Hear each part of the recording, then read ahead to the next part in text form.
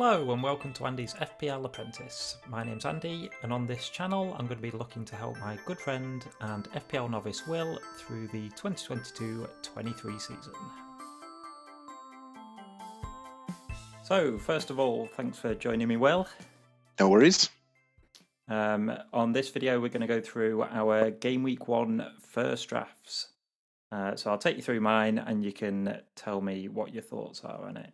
Then we can see how similar it is to yours. Looking forward to it. Let's go. So in goal, I've gone with David Raya, Brentford goalkeeper. I always spend as little as possible on goalkeepers. And for me, he's the best 4.5 million goalkeeper. I think he was quite a popular choice last season. Yeah, he was. Definitely looked him over. And but yeah, I don't know. I think they've dropped the price of all the goalkeepers this year, so I think it's way more tempting to spend an extra 0.5 million on Mendy, or even $1 million more on Edison. But stuck with my guns, still going cheap. Yeah, I sort of agree with you. I think money's better spent elsewhere. Yeah. So onto the defence. I've got Trent Alexander-Arnold. I've got Ruben Diaz, Ben Chilwell, Zinchenko, and Robertson. Oh, you've gone for a 5 at the back. So I'm looking at 5 at the back at the minute, and I've got no real cheap options in there either. So Trent Arnold is just a lock for me and my team. He's at 7.5 million. I think he'll just outscore every 7.5 million midfielder. So yeah, that one's locked in. Diaz I'm not really happy with because I really want Cancelo, but I can't work out where to free up the funds at the moment. And I need a City defender. So at the moment it's Diaz. We'll see. Do I stick with that? I think just for clean sheet purposes, having a City defender is... For sure, yeah. Great early fixtures as well. Ben Chilwell I've gone with in front of James for no reason apart from just gut feeling. Okay, yeah. When he played last season before he got injured, he was great for about 6 game weeks.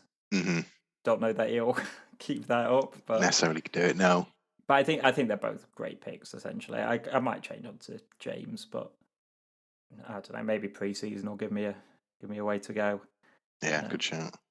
Zinchenko I like.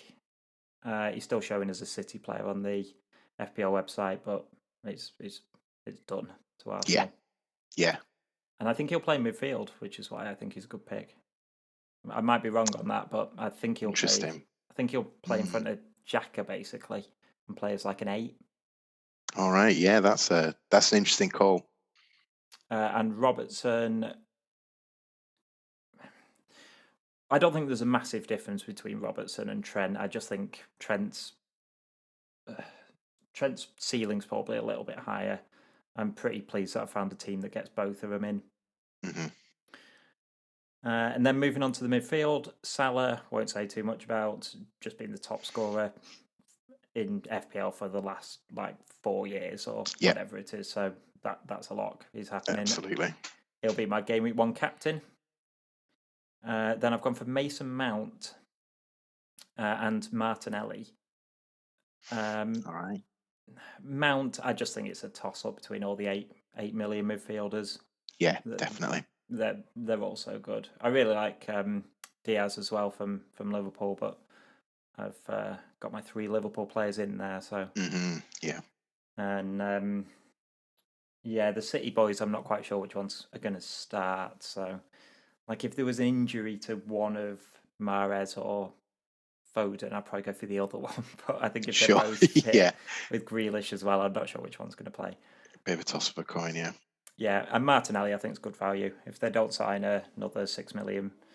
if they don't sign another left winger, I think at 6 million is a really good option. And then the forwards, I've gone for Jesus and Haaland. I think Jesus is another interesting pick. Sort of anticipating him hit the ground running. Yeah, I think he'll be nailed. I think he'll play every week. I think Arsenal's fixtures are almost as good as anyone's. And then Haaland, I might swap in Kane. I've really not decided. I don't like that I don't have a Tottenham player. I think Tottenham will be good this year. I don't know. I think that's such a toss-up. I could see them both starting the season really well. Interesting. Finally, the bench. I've gone cheap, but I'm pretty pleased with it because I think most of them are going to play. Okay. My backup keeper isn't. I've gone Begovic at the moment, but it's a £4 million keeper. It doesn't matter. Just needs to sit on the bench. Yeah, and having it from a team that I'm never going to have 3 Everton players, so I don't care if I take it up at Everton's spot. I've got De Silva from Brentford, who I think there's a chance that he'll play regularly now that Eriksen's gone. Andreas Pereira, I think, is a really great pick at 4.5 million. Just signed for Fulham from Man United, and it looks like he'll play as their starting number 10. I think a starting number 10 for 4.5 million, even for probably one of the worst teams in the league, is still a great pick. Yeah. And then I've gone Force from Brentford again as my striker sub. Again, it could be anybody. They're 4.5 million. I don't think any of them will play. So no. Well, my bench is of a similar caliber, but we'll get to that. And that's my first draft. So, is it Guaita? I want to say Guaita. Crystal Palace. Palace's keeper. I had him as my number 2 last season, with Brian Sanchez in as number 1.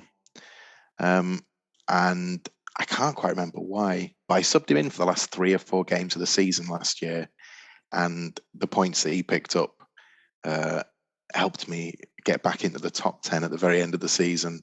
He's a bit of a loyalty pick. I mean, he fits the mold of being a nice, cheap goalkeeper at 4.5 mil.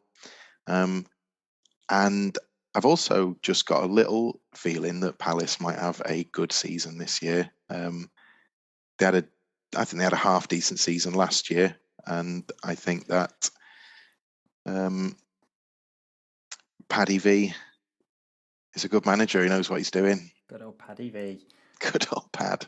I think that there's loads of good Crystal Palace options this year. I agree with you. I think they're a good team, good manager.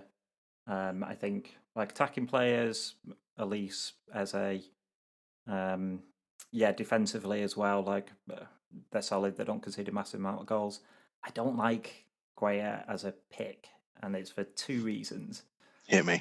Crystal Palace have got awful fixtures at the start of the season, which is one issue that I have, and it's why I'm not looking at Crystal Palace players. But I could see first wild card me ended up with a couple in easily. I think they're good value for money. The main issue that I have is I don't know that he's first choice anymore, because they've just signed Sam Johnston, West Brom's ex-West Brom keeper, obviously playing in the Championship last year, but he got into the England squad playing in the Championship. That's pretty compelling. Yeah, I'm not saying he'll definitely be first choice. I just think that there's enough of there's at least a risk there, isn't there? There's a question mark, yeah. As you say, at 4.5 million, there's a raft of good keepers. So yeah. I mean, you mentioned one as well. I think, although I've gone Rayo, I think Sanchez is also a decent pick. He certainly got me a lot of points at the start of last season. Yeah. All right. We'll have a look at that. It might be the immediate just flip to Sanchez. Good old boy. In defence, then, I've got Cancelo, and I've got Robertson, and I've got James. Basically running on the theory that fullbacks in the modern game are much more included in the scoring part of the game. And I guess sort of subconsciously, as you mentioned, they're the cheapest, the best value for money based on the points they return. I've got to admit, when you talk about fixtures and overall costings and stuff, I have not put nearly that sort of thought in. But I know that James takes a lot of corners, free kicks, etc. So again, is good for points. And between City, Liverpool, and Chelsea, I think they're going to be the best 3 teams next season. So just banking on majority of clean sheets. And then basically budget constraints. I've got Tyrone Mings. I think he'll play. I think he'll get some points. Mings, I don't love. I think there's. I just think there's better 4.5 million. The other 3, like I just argued about Trent being absolutely essential, but you've got Robertson, so I think you're fairly covered there.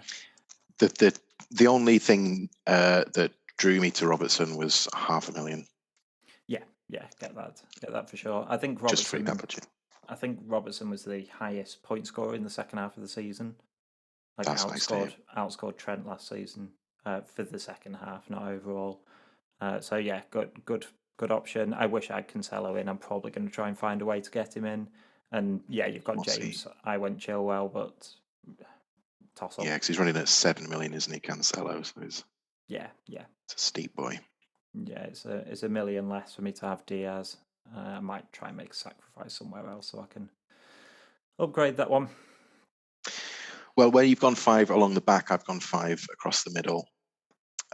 Starting with Bowen, mainly just because I had him in last season and he was great. So I'm just sort of hoping for a repeat performance from Bowen. He is not overly expensive, but does a lot of good work in West Ham's team. So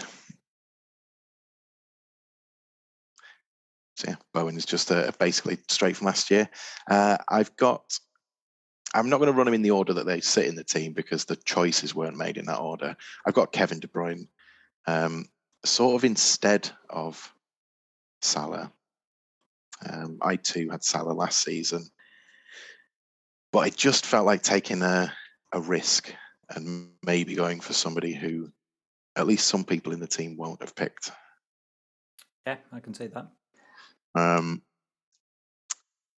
And De Bruyne finished last season in incredible form, and I'm hoping that he just picks that back up and forms just the sweetest partnership with Haaland. There's no bias in this podcast, instantly.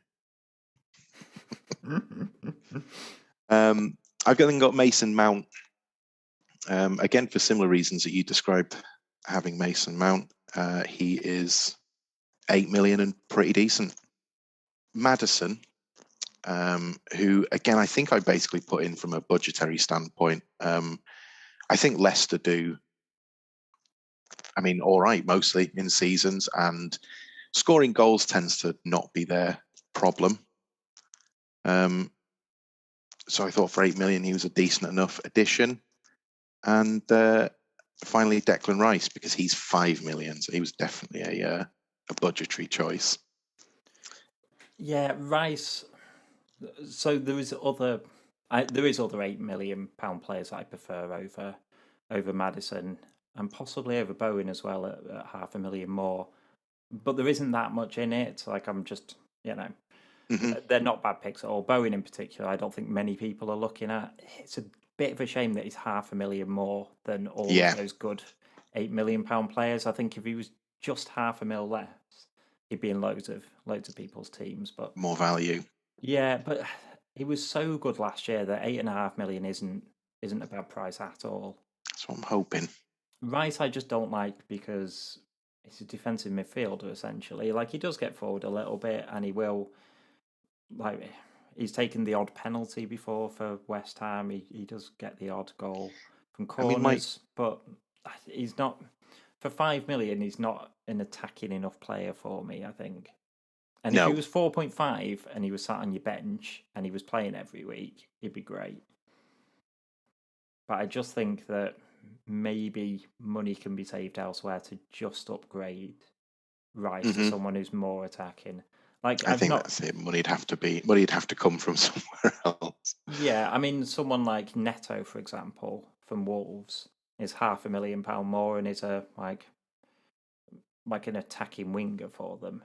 And Wolves have got really good fixtures. I think if you could find a way, like if you downgraded Bowen to an £8 million like a Saka, you could afford to do that. But yeah, I don't dislike Bowen as a pick at all. So it's just whether freeing up the funds are worth it to you. Could be some budgetary shuffle, and then of course lone striker is Haaland and captain, because I'm just willing his incredible performance into reality. Yeah, I mean, his fixtures are just good. I sort of feel like he will hit the ground running, but we'll see. I say I'm tempted by Kane myself, but at the moment it's hard to go without.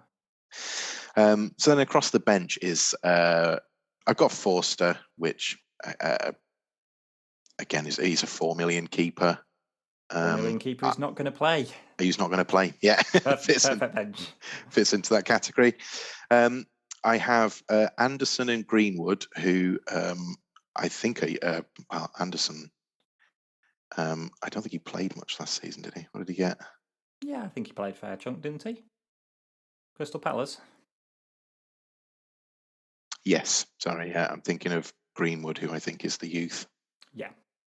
Who maybe didn't. That's right. Yeah, he didn't play very much. Minutes played 231, and he might not again. But again, he's 4.5 million. And I've taken a bit of a gamble on Rondon, basically because he's got a red marker, but it's just a suspension, so he's only going to miss the first day of the season. And I don't expect him to play loads, but he's a pretty experienced sort of Premier League player. And again, for 5 million, thought it wasn't a bad bench sitter. That might be overlooked because his red banner. 4.5 or 5? He's 5. So I've got a couple of suggested changes for you. Mm-hmm. I have a feeling you're just going to ignore them anyway, but I'm still going to give them to you. My first one is a formation change. Mm-hmm. I think that there are quite a lot of playing options at 4.5 million in midfield. Yeah, I'd say there's quite a lot. There's a couple at least. I say I've got Pereira in mine. I think De Silva. I've got De Silva currently as well, and I think both of them, Pereira especially, I think will definitely play. And there isn't really any 4.5 million pound strikers. Like a lot of people have gone for Greenwood, and I don't really see it. Like I can see him coming off the bench occasionally, but he's behind. They play a lone striker. Last season, they had no strikers essentially, and he still didn't really get in. Plus, they've got Joe Gelhardt as well, who's another youth player who I'd say is probably ahead of Greenwood in the pecking order. So I think if you were to get rid of one of your 8 or 8.5 million midfielders and get an £8 million striker instead, it means that your bench, you've suddenly got an extra playing option. And it's not super key, but I just think that people seem to have forgotten about COVID a little bit at the moment. I don't think games are going to get called off, but I still think you're going to get the odd player just missing game weeks randomly because they've got COVID, and I still think that'll happen a lot this season. So I think people are going really cheap on the bench, and I think ideally I'd like to have at least 2 of the 3 players playing pretty regularly. That's a very good point, and you're right. I had forgotten about COVID. And taking that into thought at all. All right, that's quite interesting. So you're saying move down 4 in the middle to pump extra money into a better striker.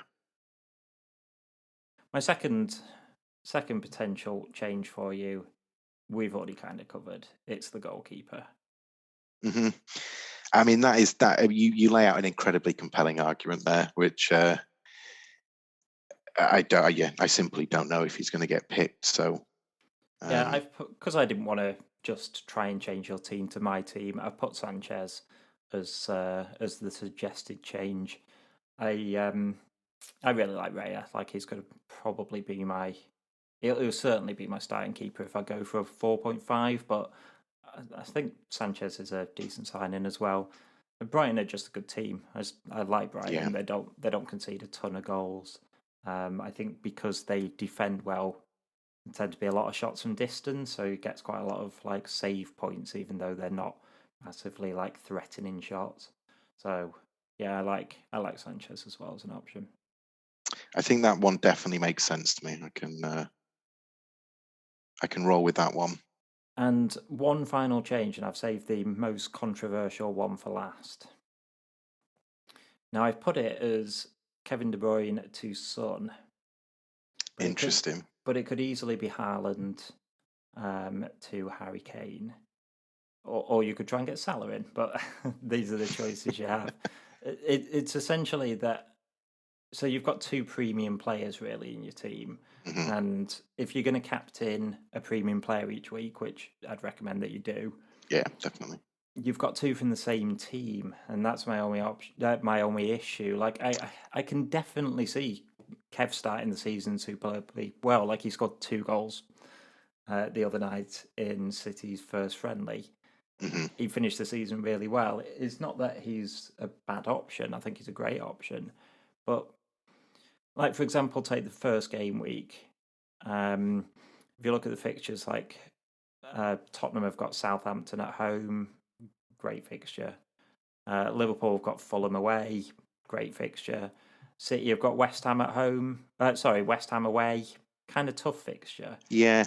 The problem is if you've got your only captain choices are from the same team, you can never target the fixtures. And look, City are almost good enough that you can just say, well, they're fixture proof. It doesn't matter. Of course, Kev could go and score 2 against West Ham, or Haaland could hit the ground running and get a couple. But yeah, I do prefer just trying to follow the fixtures for my captaincy, and you sort of take that out as an option for you. Very interesting.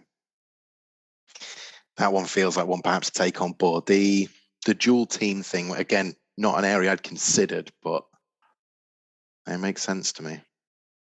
Well, have a think on it, and we'll come back and we'll take a look at what our game week 1 actual teams look like. Well, that's it for our game week 1 first drafts. If you enjoyed the video, then please give it a like and hit the subscribe button.